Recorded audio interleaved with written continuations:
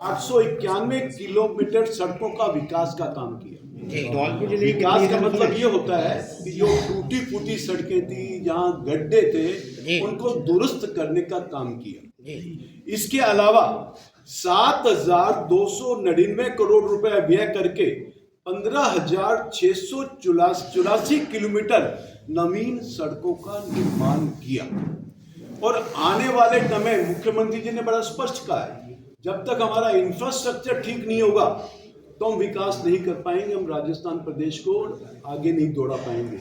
राजस्थान प्रदेश की जितनी भी सड़कें हैं जो टूट गई हैं उनको सही किया जाएगा, और जहां पे नई सड़कों की आवश्यकता है वहां पर नई सड़कें लेकर के जाएं। सर धौलपुर की बात है। देखिए मेरी बात, राजस्थान में नहीं है धौलपुर। देखिए मैं अभी केवल मात्र आपसे धौलपुर के लिए चर्चा करने नहीं आया।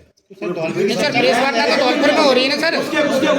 उसके बाद लूंगा ना, मुख्यमंत्री जी धौलपुर आ रहे हैं श्रीमान। उसके बाद लूंगा। अभी मैं जो हमारी सरकार के 2 वर्ष हैं राजस्थान प्रदेश के, मैं आज उसकी प्रेस करने के लिए आया हूं कि 2 राजस्थान का ही अंग है धौलपुर। 2 वर्षों में राजस्थान प्रदेश में हमारी सरकार ने क्या किया उसको भी ब्रीफ कर दें सर, इतना विस्तृत सबको पता है, हमें पता है। चलिए ब्रीफ कर दिया, ब्रीफ हो गया ना। अब धौलपुर के बारे में बोले सर, धौलपुर के बारे में विशेष जी आप बताइए, धौलपुर में पानी की समस्या का समाधान किसने किया? भारतीय जनता पार्टी की सरकार ने नहीं किया। कहाँ है सर? नहीं सर, कहाँ है वो समाधान? उसको बताएं दोबारा। चंबल परियोजना वाला काम किसने किया? भारतीय जनता पार्टी की सरकार ने किया। या नहीं किया तो बताओ मेरे को। मेरी बात सुनो। मैं सर धौलपुर में 30 दिन यहाँ रह के गया हूँ। उपचुनाव वो तो सर आपकी जरूरत थी जब आप आए चुनाव पे, तो सर आपको जरूरत थी धौलपुर के वोट की। आप ये बताइए, क्या धौलपुर की ये दशा 2 वर्ष, मेरी बात सुनिए जी जी जी, क्या 2 वर्षों में होगी? 5 वर्ष कांग्रेस की सरकार रही, ठीक है नहीं, उसने कोई काम नहीं किया। आज हमारा एक भी विधायक नहीं है। फिर भी मुख्यमंत्री जी ने कहा हमारा विधायक हो या नहीं हो, जनता हमारी है, हम जनता के लिए विकास। श्रीमान एक सवाल रोज भैया एक मिनट सुनो, ये सवाल हर बार रहता है कि धौलपुर में एक भी विधायक नहीं है, तो क्या भारतीय जनता पार्टी यहाँ से उम्मीद छोड़ चुकी है विधायक लेने के लिए? देखिए, भारतीय मुख्यमंत्री जी ने बड़ा स्पष्ट कहा कि जहां हमारा विधायक नहीं है, जनता, अरे मेरी बात तो सुन लो। जनता हमारी है, जनता हमारी है, हम जनता के विकास के लिए कटबट हैं और हम विकास करेंगे। और जहां तक धौलपुर की बात है, धौलपुर में भी आप ये देखना आने वाले समय में हर तरह का विकास होगा। आप बताइए मेरे को, ये जो ERCP का काम चल रहा है उसमें ये भी तो शामिल है। मैं निवेदन करूं, मैं निवेदन करूं। देखो सर, चंबल लिफ्ट योजना जो सेकंड चरण की जो रायगढ़ की तरफ जानी है, और कई मतलब गांव जुड़े हैं 234 से अधिक, और आपकी पिछली सरकार बीजेपी सरकार में शुरू हुई थी और अभी तक कंप्लीट नहीं हुई है। उसी को बार बार वो भी कंप्लीट होगी सर। नहीं, पिछले 10 साल से उसी को किनारे हैं सर। 7 साल हो गए सर, उसको कंप्लीट नहीं हुई।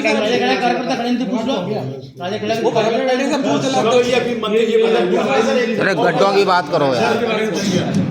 आप सभी को बहुत बहुत धन्यवाद।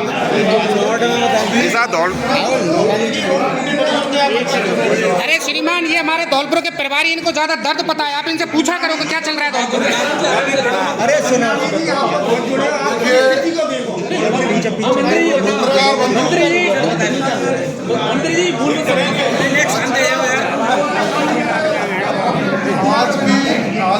अरे सुनाओ तो सही यार। प्रेस वार्ता का जो मुख्य उद्देश्य है, हम धौलपुर की धरती से पूरे राजस्थान के विषय में आप लोगों के माध्यम से, आपकी कलम से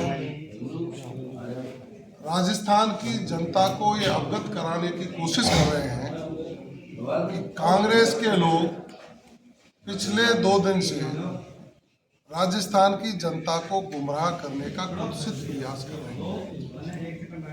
नेता प्रतिपक्ष आदरणीय टीकाराम जूली जी, कांग्रेस के प्रदेश अध्यक्ष डोटासरा जी और उनके कई नेताओं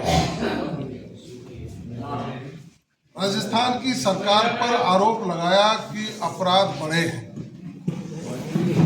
हम उनका चश्मा ठीक कराते हुए उनको आईना दिखाना चाहते हैं। पूरा नोट तो मैं आपको दे दूंगा।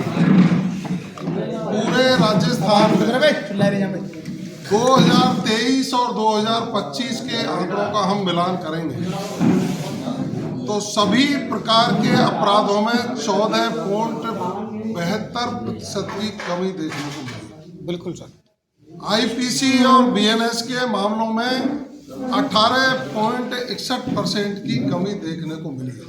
तो क्या उनको ये दिखाई नहीं देता कि उनका जब राज था, माननीय जूली जी उसमें मंत्री थे, तब राजस्थान में भयावह स्थिति थी। उनके अलवर में ही जिस तरह का जघन्य बलात्कार का कांड हुआ, दुराचार के कांड हुए, अपराध बढ़ रहा था, जंगल राज स्थापित हो गया था, जनता भयावह स्थिति में थी। और आज माननीय मुख्यमंत्री भजनलाल शर्मा जी के नेतृत्व में अपराध पर कंट्रोल किया गया है। संगठित अपराध करने वाले लोगों के खिलाफ कठोर कार्रवाई की है। मादक पदार्थों की तस्करी वालों के खिलाफ कठोर कार्रवाई की है।